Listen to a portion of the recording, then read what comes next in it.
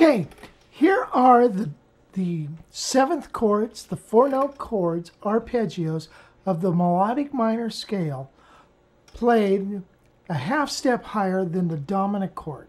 We've, in previous lessons, learned that I can take a melodic minor scale, play it a half step higher than a dominant chord, moving to a, let's say, a 1 chord, not a static dominant chord, but one that is moving towards resolving to its 1. In other words, G7 resolving to C.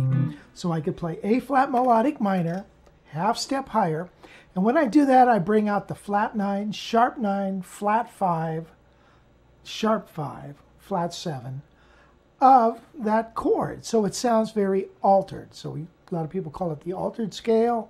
It's called the jazz scale, the super Loughran scale, whatever it is.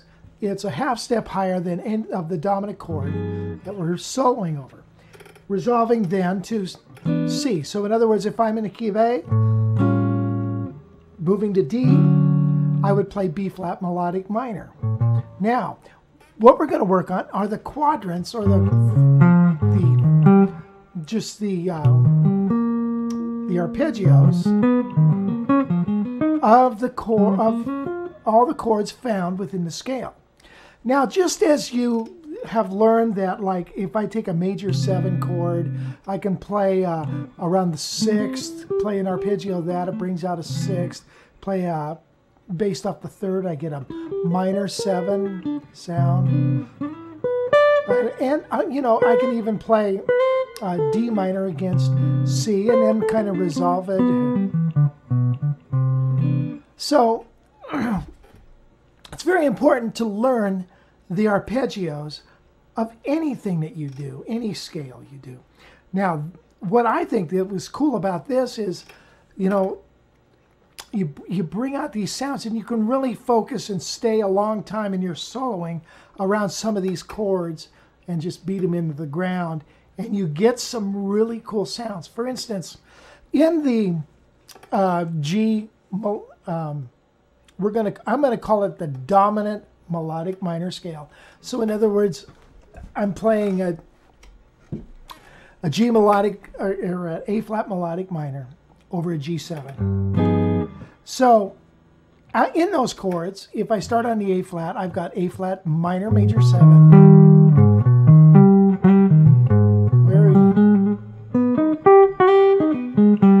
Isn't that a cool sound?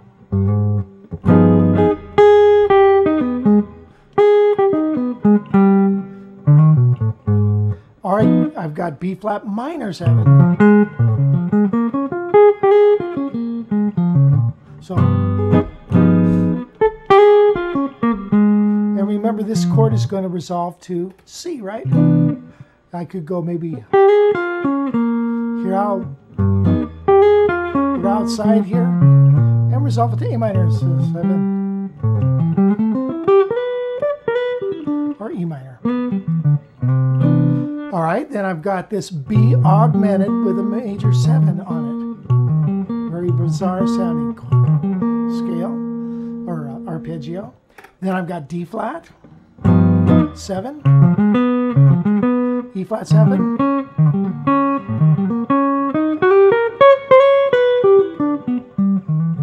hear it? So who would have thought of playing E flat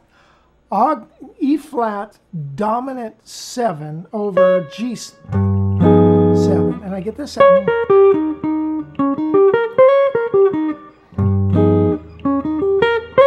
And it's going to resolve to C. Or I could play D flat. Are you with me on this? Or F minor 7 flat 5.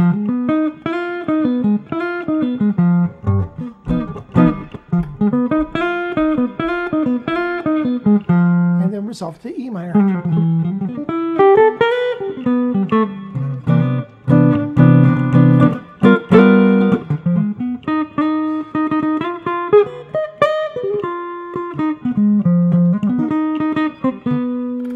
You hear it? And then resolving.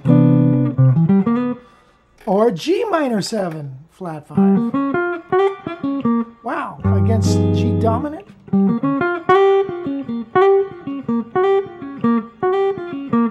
resolve it to some kind of C. So now I get this sound.